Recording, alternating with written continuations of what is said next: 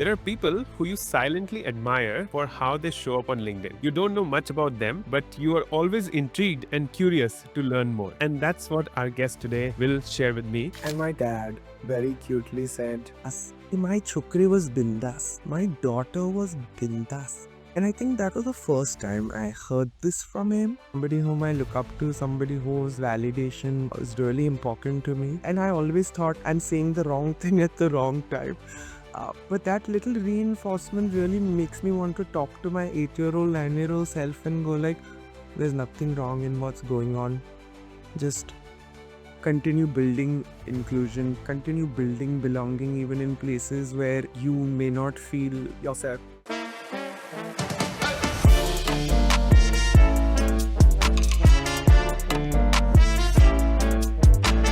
There are people who you silently admire for how they show up on LinkedIn.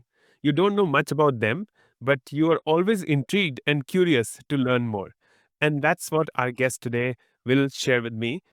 Welcome to another episode of the IgnitedNeurons Podcast. It's a podcast where we have honest and scary conversations because they're unscripted. So, Feroza, welcome to this conversation. How are you feeling? I'm feeling ruddy and red. That is what your lovely video IgnitedNeurons Podcast studio is making me look lovely red. I love it. The colors are reflecting on you. You're red. You're painting the town red. In a good way. Amazing.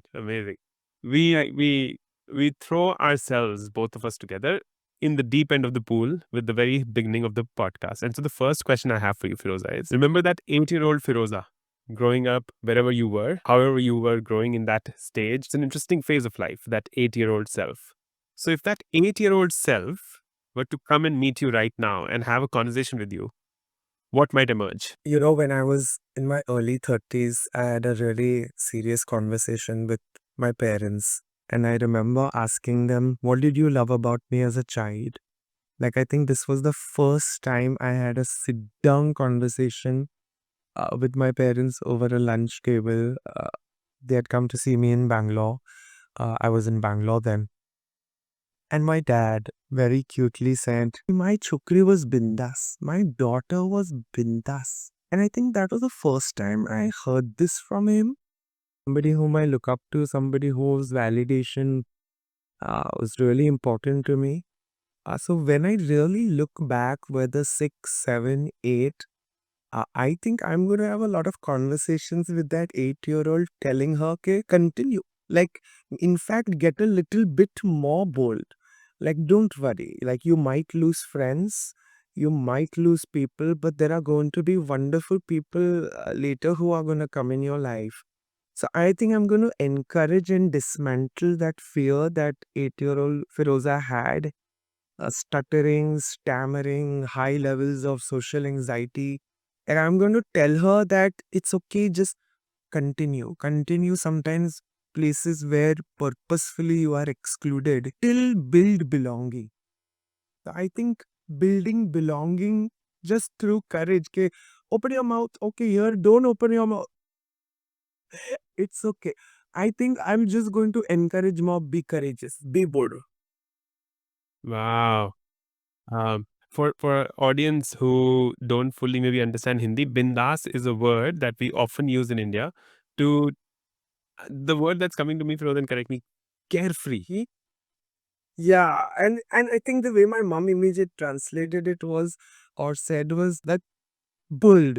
Like, and maybe that is what kind of stayed with me. Like, dad said bindas, and immediately mom was like, yeah, you were bold. You were bold. You will just eh, ah. And I didn't know that they felt like that. You know, that was my breakthrough, or that was my like I didn't know they felt like this so strongly. So, and I always thought I'm saying the wrong thing at the wrong time. But that little reinforcement really makes me want to talk to my 8-year-old, 9-year-old self and go like, there's nothing wrong in what's going on. Just continue building inclusion, continue building belonging even in places where you may not feel yourself. Yeah, so powerful. I often ask my listeners, Feroza, to have like a notepad with them because, some things just strike you at the right time. And if you're not ready to receive it, then you'll forget about it. By the end of this podcast, I have a notepad as well. So, first of all, this question, what prompted you to ask your parent and sit down and have like a proper conversation? Because in Indian parents, for those who are outside India, for Indian parents to have a sit down conversation is a big deal. So to ask your parents at 30 years old, maybe 31, exact 31. So what did you love about me as a child? Where did that come from? Uh, Maybe here is where my parents had a slight outlier from the Indian parents. I come from a very progressive Zoroastrian household. If one thing my grandmother drilled into all our heads was, we are going to sit down and have a conversation. So I came from an upbringing where confrontation wasn't an option. Like confrontation was, yeah, you sit down, you talk about it. And that usually would either happen on a weekend lunch table or like an evening early dinner, early supper when it would be my grandmom, my parents, grandfather. So it was like a done day. Or, like sometimes as a child, I would go like, okay, today what are we going to talk about? Or who's going to bring something up? So, Utkarsh, for somebody like me and from my family, it was common practice. If it would be something dad would be reading in the newspaper, he would talk about it really openly, or something that someone heard.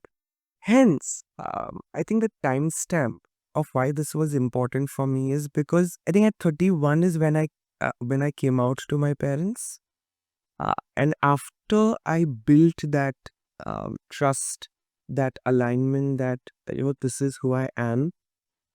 You accept me, you don't accept me, but for the first time in my life, I have accepted myself. So whether you do or don't, I would love for you to. And imagine that conversation has happened like a month ago. And things got a little weird. And once they kind of settled down, I just wanted to find that moment. And it wasn't planned, Utkarsh. Like really in between passing the rice and passing the curry, I was like, Dad, I just want to know. It was like again a very fluid conversation. So yeah, that's really how it happened. Wonderful. I'll come back to that conversation when to to share and come out to your parents is also something that I imagine to be a massive conversation. I'll tell you why. I had someone about 25 years ago confided in me, and family friend or whatever, don't want to reveal too much. They confided in me that they were gay, and I was in grade 12 at that time, and I looked up to them as a figure who you look up to, right? And it was so simple, that conversation, that I never, and I always think that that conversation should be really simple. But this hype, Firoza, that media has created, where it seems like this conversation will be like earth shattering, there'll be tectonic shifts, there'll be a tsunami, and there'll be something like it seems that the conversation should be like that. So I'll come back to that, and I don't want to go to there yet. But that bindas Firoza at 8 years old, let's go back to her. What were you doing at that time? Like, how did this word bold and bindas came up? Again, see, that's what I'm saying. I heard this word in my 30s, but I didn't know. I would usually think that why is it so tough for me to fit in? Or why is am I weird? Because there isn't anybody like me, which literally means either I would be bracketed as a tomboy or I would be bracketed as Ajeeb. Ajeeb is this Indian word which is weird, like loosely translated to that. Or sometimes that sense of mystery of wanting to know this person more. Tall, lanky, tomboyish. What is Parsi? What? So if you were not in Bombay, erstwhile Bombay, Parsis were not that known. Like people wouldn't know, okay, who a Parsi is. So that itself would be mystery checkpoint number one. Then if I would open my mouth, okay, then came mystery checkpoint number two. Okay, acha, what is this? Uh, so I think I just, again, right now, maybe I'm extrapolating or I'm really trying to connect the dots. But as a child, it was just all about this is me, take time to know me. So I would show up with wanting to talk about myself or really ask people. Like I'm very curious about people in general. So I would assume people would bestow the same curiosity to me. Like literally, it was like that. cause and effect in my brain that if I am this, why are you not like this? So I would try and fit in. I would try, and now I know the technical concept. The word is called building belonging, and I didn't know I was doing that. Yeah. By just asking questions or just going like, even things like, but why do you like to wear these clothes? Maybe I don't. What are you thinking? Can we exchange clothes? Like, when you're an 8-year-old talking to friends or so I thought this was natural. But then either when I would be met by silence or I would be met by exclusion that I am chilling with these group of friends all day long, but then I'm not invited on the weekend for the birthday party. Or I've had situations where I'm assuming these are my really good friends and everyone has huddled and they're like, okay, tomorrow we are going cycling in the morning at 7, let's meet here. And I'm like, yes, finally a group of friends to hang out with. I take that 1 rupee cycle on hire, 1 rupee an hour, and I've reached that place at 7 a.m. and there is no one. So they've lied to me and they're actually somewhere else just so that I don't participate in this or stuff like that would really stumble me. But I would just somehow either not care or kind of not give up and very cutely the next day go like, guys, where were y'all? I waited for y'all. So sometimes through embarrassment and shame proofing, some friends came around. But the ones who were not meant to, you know, so I would always end up thinking I had definitely done something wrong. I should have said this. But now I know that wasn't needed. That wasn't. It's so interesting. I mean, growing up itself is so hard. When you're 10 years, 11 years, 12 years old, the hormones are doing a mess in your body. Exactly. Bharta was my word, but I thought like why use the word bharta, which my audience outside of India will not. Bharta is just a mix of a few things that taste delicious, but anyways, we'll have that conversation later. So your body is a mess, your mind is a mess. There's peer pressure. You want to bel- belong is a very recent word it seems, but yeah, you want to belong and feel connected to the other person. And here are these people who are avoiding you or deliberately causing this harm. What was your journey through that phase to then yeah, just explore yourself because it's a tough one for me to understand fully. Yeah. Um, Again, was very tough for me to understand even as a child. I really feel I've understood this world or this, how we technically call it, this domain. I think only in the last decade when I truly accepted that, uh, yeah, this is who I am. Because, Karsh, representation matters, exposure matters, and sometimes we use all these big fancy words, but can I see people like me?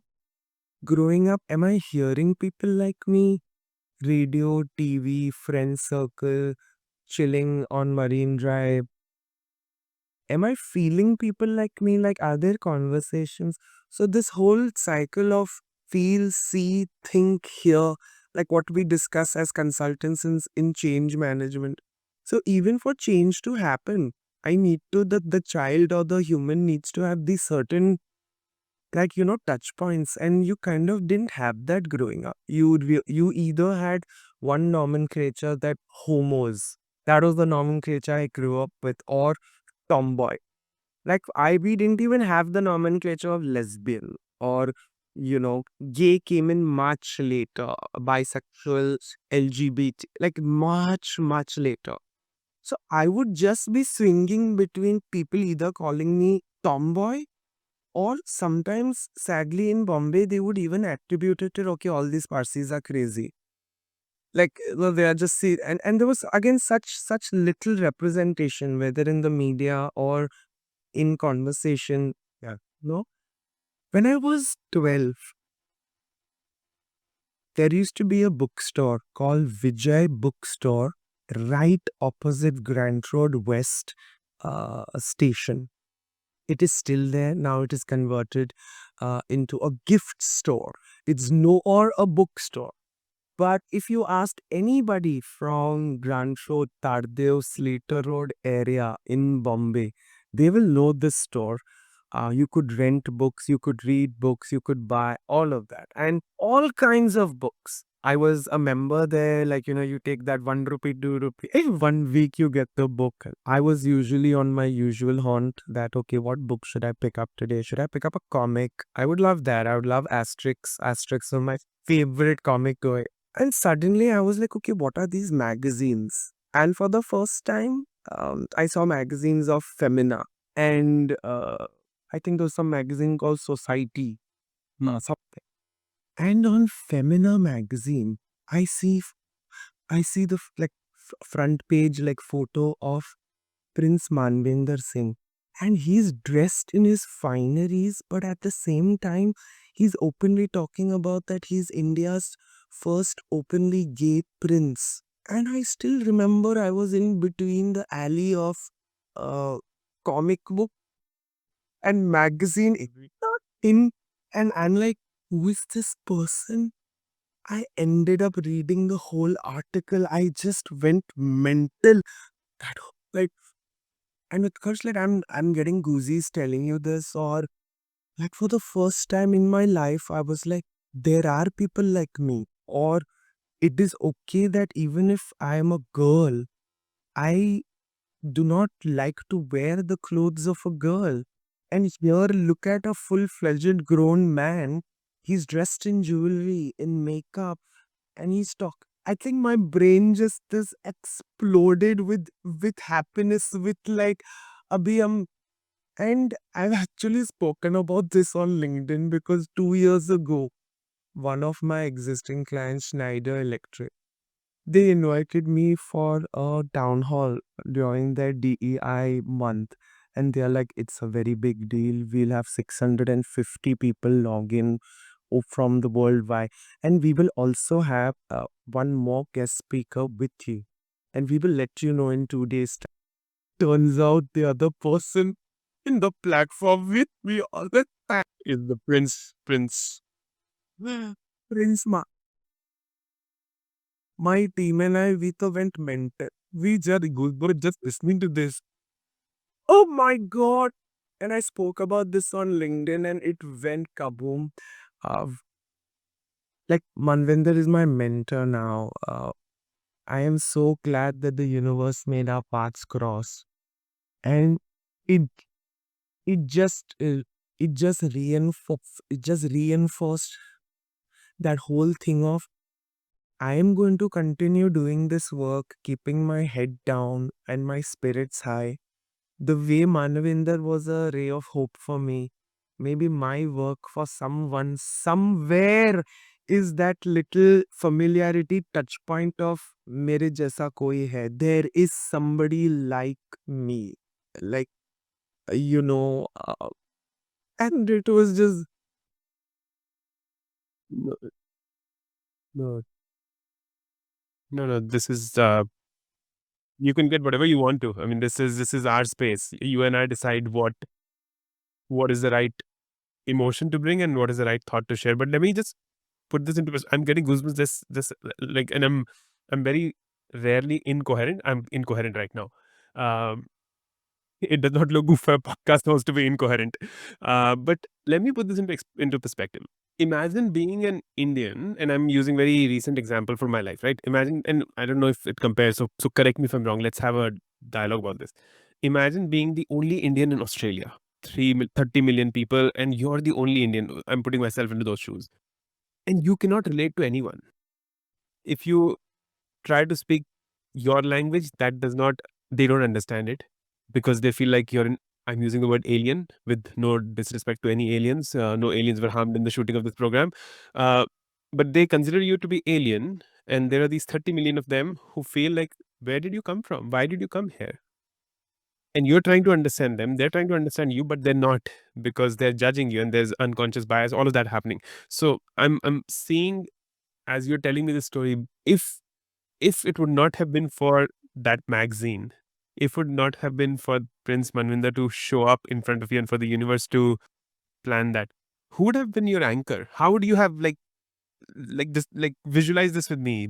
Without that magazine, with that magazine, how has life been different? you know, and maybe it's such a beautiful question, Utkarsh. I have really not thought about it in this direction. Versus, like, I really feel that that confirmation bias worked for me. And I'll explain this to you how.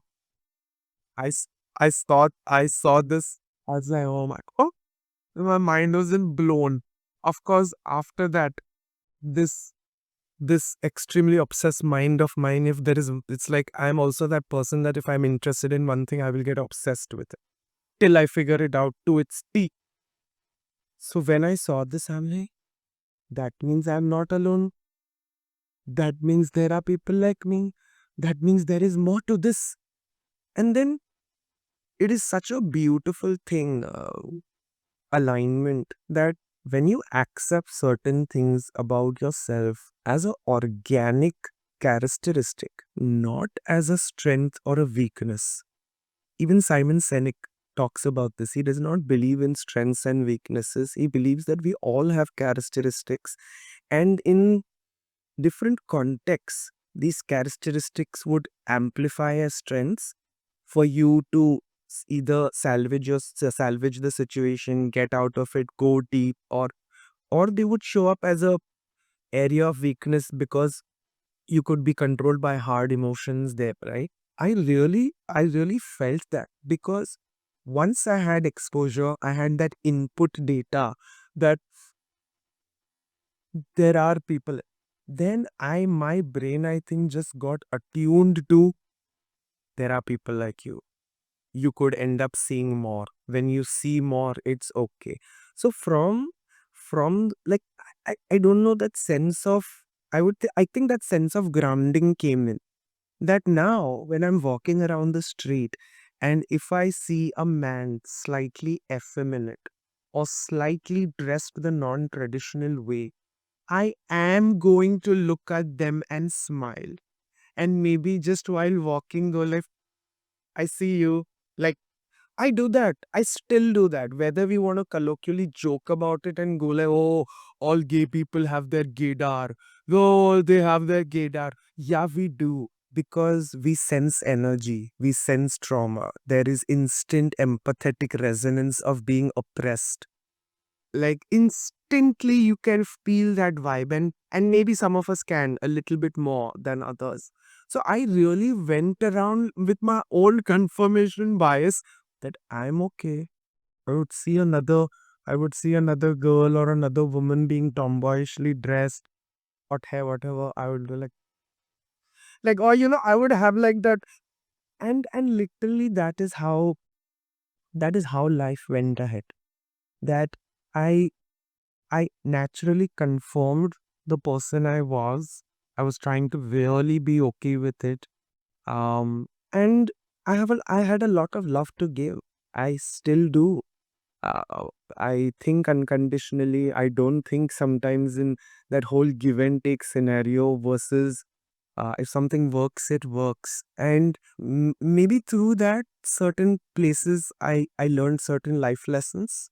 And in certain places, it just got sharper that, this is what I want, or this is maybe something that I don't want. But Utkarsh, what a brilliant question. Like, I haven't thought about it ever in the angle of, yeah, and I actually have not spoken about this on any part. Like, I'm actually speaking about this for the first time. It was my own confirmation bias that I'm okay, it's cool. There are going to be people like you or different, or I just I see you, just give them a Nudge, a little elbow. I see you.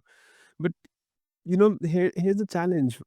And you use this word gaydar, which I'd never heard, and I'm like I feel hurt that someone says gaydar to anyone, any human being. Like, and the first time I started to think and speak and be informed about this idea of diversity, equity, and inclusion, and this and that, and then LGBTQI, and then men and women, and then all these imbalances that we've created in the world. Oh, breathless. I kept thinking, how can it be so hard to just look at each other as human beings? Like, why can't we? Is it okay if I swear? You can simplify. Yeah, sorry, I forgot. Why can't we fucking simplify it? Like, it is so simple that I see you for who you are, and who you are is your choice. You can be, and you should be, and you have the power to be whoever the hell you want to be. And who the hell am I to judge? Though is like judge is like a big word. Who am I to even question you? Who am I to like think that Utkarsh's way is the right way, or Feroza's way is not the right way, or Feroza's way is the right way? Yeah. Yeah. Exactly. Yeah. I see you. I see you. I think I'm here because of that, right, Utkarsh? Like imagine the opening line of your podcast, right? We've been chatting, we've been commenting on each other's writing, we've been cheering each, like it's literally, it's that I see you, you see me, and maybe we see value in, okay, what can we talk about? Uh, what can we together create? I think we're Yeah. creating something here, right? Correct. Of thin air, which we did not both imagine. That's why this is scary, right? Because sometimes you can create something that can change the trajectory of someone's life. What if there's someone listening to this and they now look at Prince Maninder Singh and they look at you and they feel, I needed this confirmation. Some biases are good. They are. They are. Love it. There's an Indian ad, folks, for a detergent powder which says, कुछ सब दाग अच्छे होते हैं, something like that, right? Do I remember it correctly? Ariel, Daga, Yeah. Daag achhe. Ooh. So daag achhe, which means that if your clothes get dirty, it's a good thing because you're using them, because you're playing into the mud with them, or whatever that might be. And so some biases are actually helpful. I don't know where to go from here. I'm feeling I'm like, this is excellent. Now we are next. This is therapy. This is therapy for both of us that we're not paying for. Oh, wow. But this, I forgot to mention, I typically do a hypothesis at the start of the show. And I have these 3 words on my notes that we'll talk about: self-discovery, authenticity, inclusivity. And I feel these are 3 words which have been misused, abused, and overused. So I feel people listen to them and they switch it off because they feel it'll be something that's going to be useless, does not apply to me. But I still feel that if we just talk about self discovery today, and we'll do podcast part 2, 3 for authenticity and inclusion, there's this idea of self discovery. And let's zoom out, because what you are sharing at 12 years old, being the bindas girl that you were, and then meeting Prince Maninder in the alley of comics and magazines, that changed the trajectory of your life. But not everyone's lucky, right? So there are people who are still 30 years old, 47 years old, 53 years old, still living lives that are not true to themselves. How do you feel about that? Doesn't have very straight jacketed answers because we are all not the same. And just, to your earlier point also, that why can't we just see each other for what we are? Why is it? I mean, that is the fundamental truth we all are trying to surface with.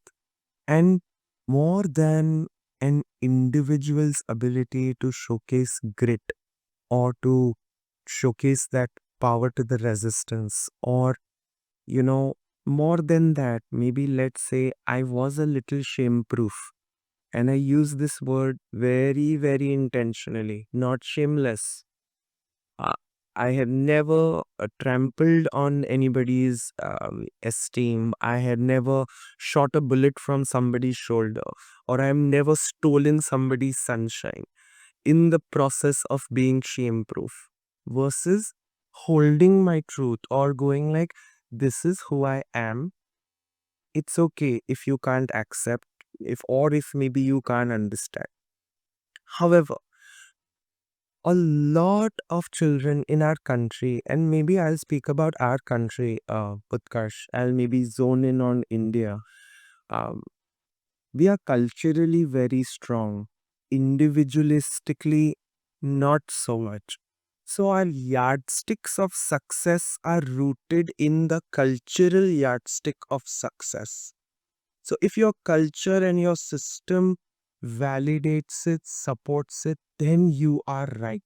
So, your individual truth has no space of even for it to come out. For example, just a very baseline example, and I've heard this from parents, I've heard these as questions teachers have asked, parents have asked during town halls, or I get invited to just schools and colleges for just these small, intimate gatherings or You know, when you talk about these things, you break that bias or you break that taboo. Like parents asking me things like, at by what age do you think my child will know that they are from the community? Lipan 50, 16? Maybe when they mature, by that age? I'm like, they can know even by age 2. It is not some switch, or it is not the phase of the year. That this year I will be gay, next year I will be bi, the year after that I would like to be transgender, the year after that I'm going to try intersex. It's not odd damn phase, it is science. Like, let's pause and slightly understand that. However, that part of science is not rooted in our culture. That part of science is not rooted in our systems of education, academia, social awareness. So there is no nomenclature, there is no emotional language. How do you describe? How do you describe body dysmorphia? Is there even body dysmorphia?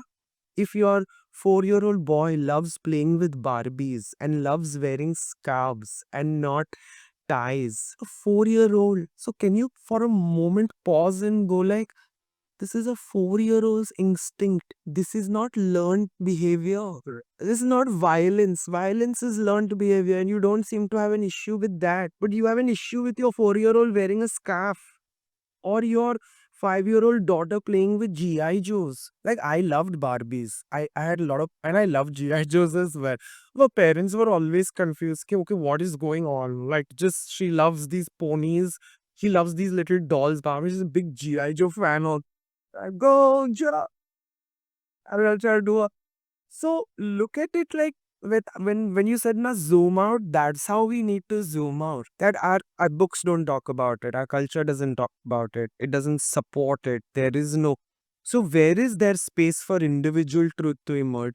So whenever there is a child who's emerging with their individual truth, the first place of psychological safety is parents. The first place of psychological safety is the school. So if we don't start building those measures there, educating parents that it is natural, it is scientific. I'll give you one example. I was not okay with this example. A parent raises their hand in a town hall, and now I know was just trying to be cheeky and was trying to prove a point. Sometimes I feel you have come here to improve your points, or you have come here to prove a point. Like, I don't know. Yeah. So he goes like, Firoza, all this is fine. I understand what you mean. But the other day, my child comes to me and tells me they identify with a table and they are a table. What do I say to that? It is not even LGBTQI plus, you are talking about all this identity and sexual. My child said I identify as a table dad. I would like to be a table. There's just stunned silence in the room. Like, just pin drop. Like, really. I'm looking at everyone, and as the facilitator in me, I'm like, I definitely have a take on this. But I said, parents, what do you all feel about what you just heard from XYZ? One parent who is a parent of a LGBTQ child stands up and goes like, I think you have another problem then. This is not an LGBTQI problem. Which I feel they're at table. This is another problem altogether. I'm like, good job. Great idea. Good job in identifying that. Have you, first of all, as a parent, built a safe space for the child to even discuss this? That, dad, what is this? What does this mean? Or why? You are not seeing this as a child's affront behavior. You are clearly not. And you have not created a space for the child to be even okay in telling you. Because I till date, who have friends in my extended social circle who are straight but who are effeminate men, and that's okay. Or who are straight women but are slightly more tomboy. I was like, these two things are different. Like, please try and understand this. So, what you don't understand, you fear. What you don't have exposure to, what you don't have examples, or sadly, you don't have you don't have the law of large numbers playing with you. Right? Like, that you don't even have the guts to maybe even talk about it. And if my child comes and tells me that they identify themselves as a table, I should just shut up. And I should tell my child to shut up. Because if they open their mouth in school or in front of family, what will people say? Or for all the audience out there is this one sentence which every Indian child has grown up with, and it is called "Log kya kahenge." I knew it was coming. Will people stay? I'm like, are these people paying your bills? Are these people putting food in your mouth or being there when you need? Then just, these are not your people. Like, एक फिर भी कहेंगे ना. People will continue to say whether you do A, B, C, or Z. Whether you call Z Z, Z ko Z, whatever you do, people are going to say something about it. So why worry about it? But then that's where I want to take us, right? Because let me reframe this. What I'm upset slightly about, and I don't get too upset, but slightly about is where people don't let their original selves show up. Where they hide it because of what will people say. How do you support them? Like, and you're a coach, I'm a coach, so we can have that area of conversation as well. But yeah, how do you support people who are not ready to show themselves as their true selves? I also feel that is all right. If I have to be true, Love it. that if I have to be true to diversity, and if I have to be true to what internal equity means, I'm always telling people that before you start creating an allyship charter for your organization, or before you come out and go like, okay, Feroza, I would like to be an ally. What can I do? But my friends think if I'm an ally, then they will assume I'm gay, or how can we do this? I'm like, like not a lot of people understand this, and maybe this is really one of my life's mission as well. That the first place where allyship originates is within. If you are not in alignment with the hard parts of you, with the dark parts of you, if you are not accepting the diversity within, then you are not going to be authentic in spite even of your vulnerabilities, and not because of them. This is very deep. This is very where I am always urging leaders also to go like, let's pause before we move ahead. Pause. Let's pause. I want us to pause. Let's create some space and silence. The first place where allyship starts is within. Totally. That hits really hard. That Tell me more. Tell me more. you will observe it. You will observe how, for so many of us, allyship doesn't start within. You will observe it how we introduce ourselves, whether straight or gay. You will observe it in corporate houses where even simple introduction activities or review meetings or calibration conversations go like, okay, tell me about the last 3 months. Or tell me about some things you did well and some things that did not work well. Usually the things that did not work well come out first and then and there. So you will also see lack of allyship right there, or people just not being okay, not being okay. And now neuroscience apparently is calling it a superpower. Your ability to handle productive discomfort, superpower. Your ability to be okay, not being okay. It's a superpower post-COVID. Hang in there in the resistance zone. Hang in the learning zone. I'm goddamn doing that my whole life. You speak to any oppressed person. We've been doing that our whole goddamn life. And that's why when you work around degrees of oppression, when you are talking about people from different areas, when you work on the lowest bottom, parameter of injustice, you do create that ripple effect. So I can't understand, even when in our country, when people talk about, oh, we must focus on caste issues. Oh, we must right now. What is these LGBTQI people? Why are they going? Pata? We must focus on PWD. Oh, we must focus on women. Women. Yes, I agree. We need to focus on some bottom common denominator where all of us feel included, or all of us have that little aspiration that, wow, if this got addressed, now we will get addressed. So what are you talking about, this resistance mindset, girl? Ask any oppressed person, they will tell you there is not so much room for growth mindset, and whole context is different. Oh, right? Like, why don't we have so many Indian authors talking about growth mindset, resistance, learning curve? Why do we usually have the whites? Right? Again, you and I can open Pandora's box here, but I guess you understood what I meant. I do. I do. And I'm stuck. Like this is like when you stand in the mountain and you shout something, right? And then it keeps echoing. This word internal allyship is deeply resonating, but and I have no idea.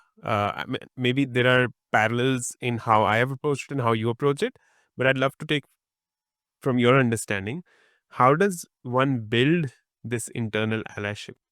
That is the birthplace of authenticity. Highly misunderstood concept. It is treated as some charismatic outside qualitative layer. It is usually confused with, okay, a charismatic leader will be authentic, or it is assumed with, oh, you can live your life with authenticity. You have money, so wealth is assumed to be the glue or the conduit to be authentic. Or usually authenticity as is somewhere sometimes in suppressed cultures looked at as rebellion.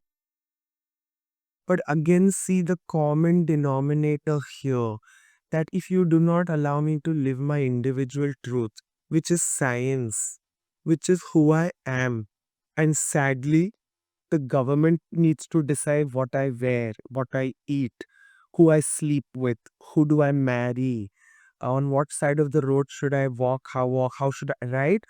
Like, sometimes I don't even go that far. Sometimes I leave people speechless saying, forget all this LGBTQI for a moment, forget all of that. Let me tell you how this world is built for right handed people.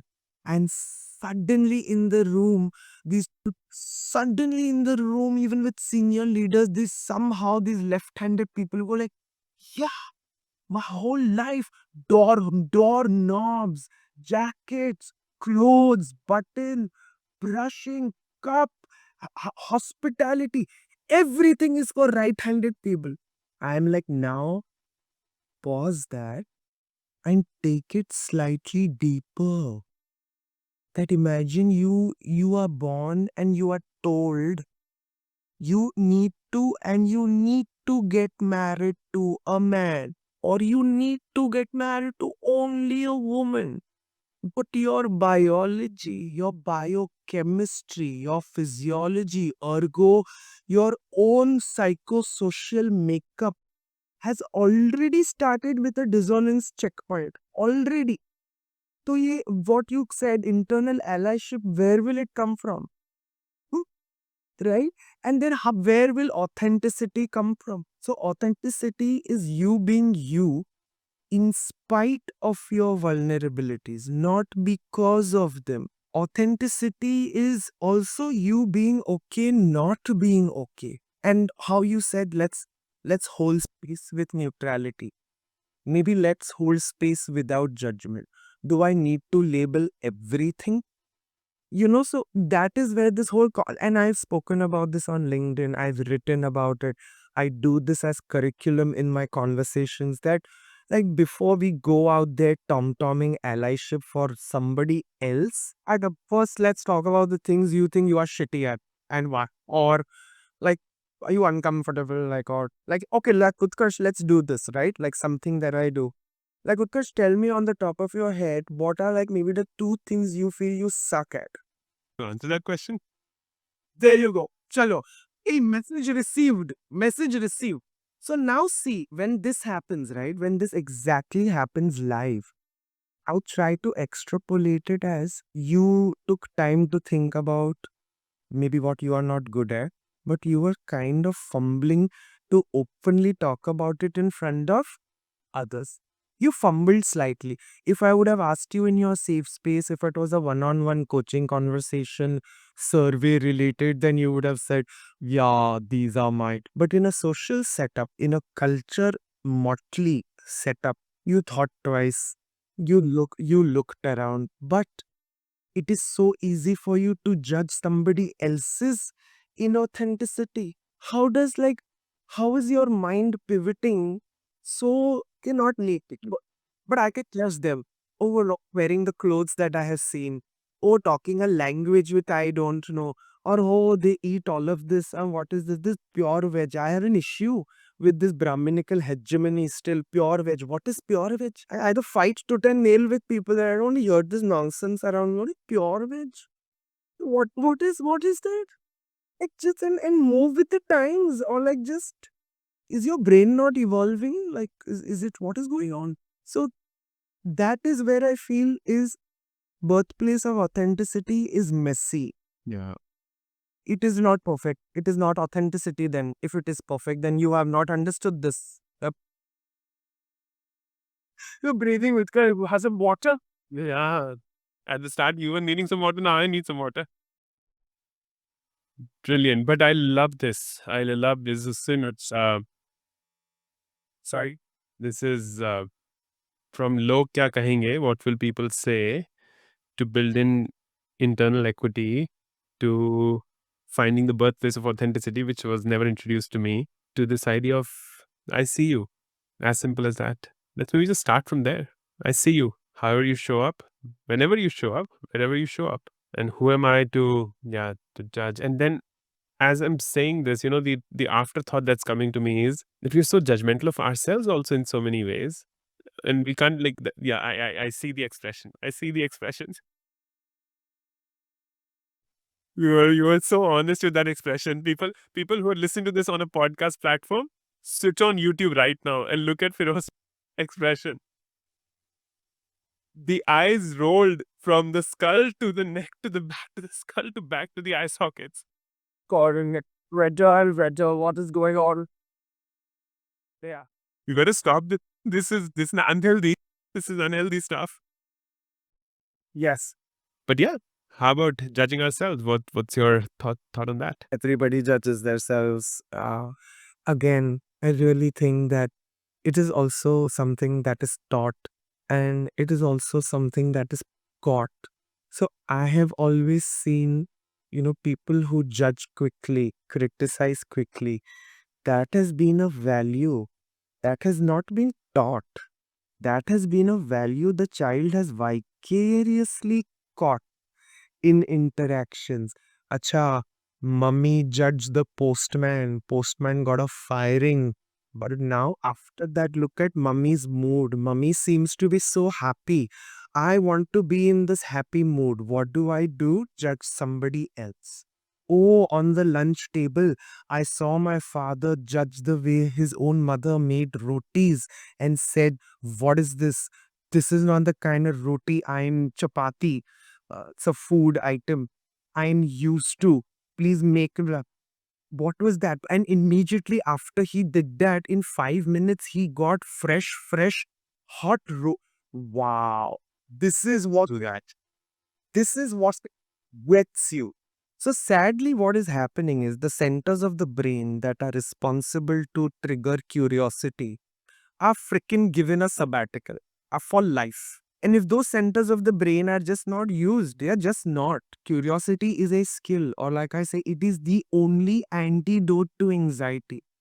It is. You can read up on research, science talks about it, the medical field talks about it, that is why are we building curious children, curious cultures, curious corporate houses to ask questions, to suspend judgment, to pause before we pivot, or to pause before we just evaluate, assess, and close. Okay, what is the data I am missing? If you had to tell me I had to look at this differently, how would it be? Somebody else says that, I'm fasting today. I don't think I will eat this. Can you pause and ask and go like, kid, you do this fast on an everyday basis, or is there something? And let's say you don't believe in it. Maybe you are not coming from that culture, that religion, that caste, that. You do you now. You don't have to get bothered with their Saturday fast Correct. or their Friday fasting or whatever. Like, how does it matter? They're not taking your food. They're not putting food into your mouth. They're not eating. What's wrong with you? So sometimes I feel do people just judge also to fit in? Oof. Oof. Power bombs. Oh, do people judge to fit in? And I think it's a very cultural thing. I'm telling you. Because, but in saying that, it feels I'm judging. Because you might think it is the right thing to do, or you might think what is allowed becomes culture. And that is the fundamental truth. That is how I would explain culture to a 5-year-old or a 50-year-old. Culture is what gets repeated because culture is what is allowed. So, in my family growing up, if I have seen people criticizing, dissing each other, judging, then feeling good, then the other person also feels good, and there is this cycle, then I am no more looking at judgment as a bad thing. For me, judgment is the top order skill set to have in school, in college, and you will see, Utkarsh, I'm not saying anything which is so out of the box. No, but then you will see that people who really do this, they do it everywhere. They are the people whom I call they have a they have a problem for every solution. Like really, I mean, you know what I mean. Like whether it is you're judgmental or you're critical, and then you are the most critical about yourself. Most. Because inside allyship hasn't happened. Yeah, love it. Autumn, authenticity hasn't happened. You are not okay here. So how can you see somebody else being okay in their diversity? How dare you? I wasn't okay. I wasn't given that chance. So I will ensure you also don't toe the line. Get in line. Get with us or get outside. There is no other room. Whereas literally I was that person growing up. I would have my own little, so it would be like a misfits together. So I'll be like, okay, maybe I'll have an introvert with me. Maybe I will have somebody like some child who doesn't talk at all. And we'll be three of us. And then we'll have the best time in the Bundy. Or we'll be like, it's okay. We'll and I'm still that person in the crowd. I'm usually not in the center. People would assume maybe because of my effervescent energy, no large crowds do not excite me. Large gatherings, I'm like, oh my god, no.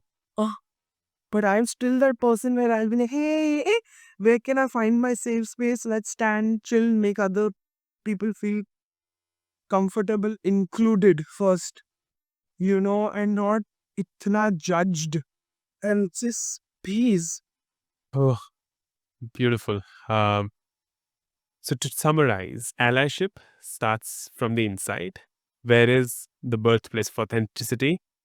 It is messy. It is messy. It is messy. So do that inner work, because unless you do that inner work, nothing's going to change on the outside.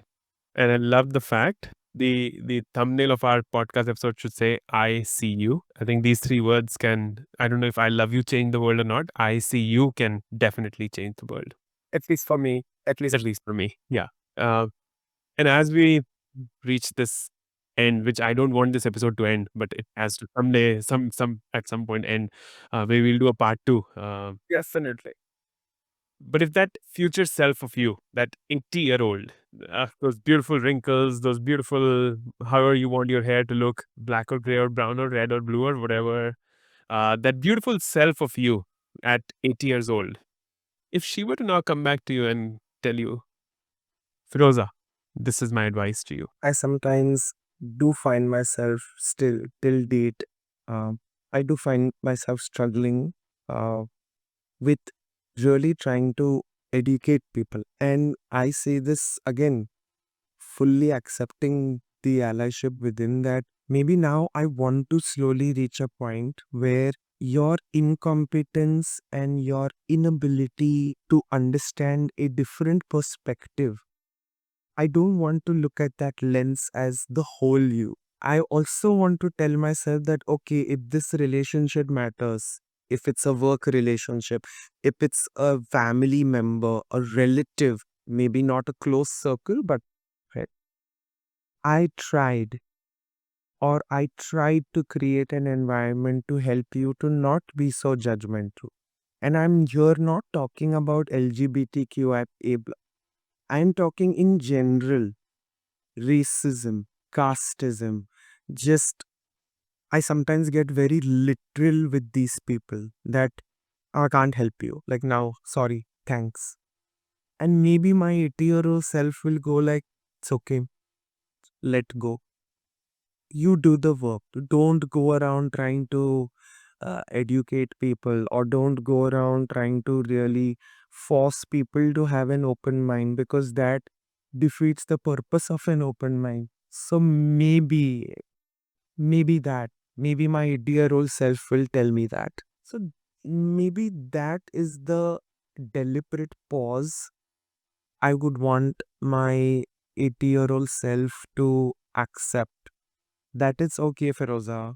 You don't have to go around pushing for inclusion.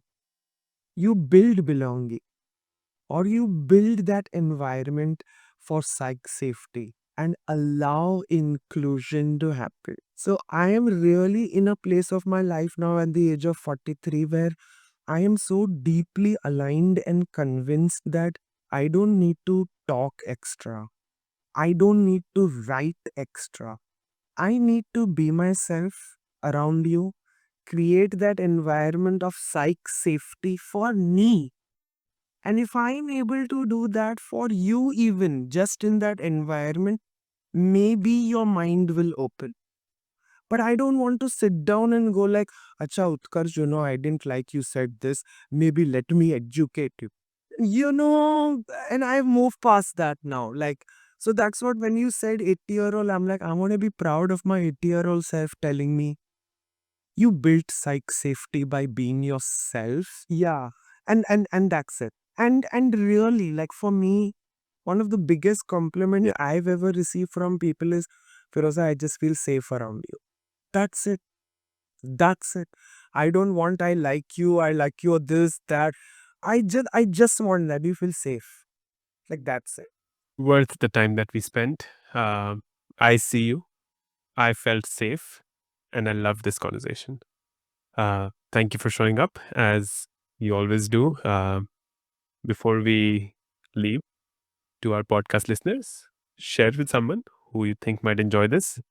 To our YouTube viewers who we need help from to appease the algorithm, comment, like, share, subscribe, whatever has to be done.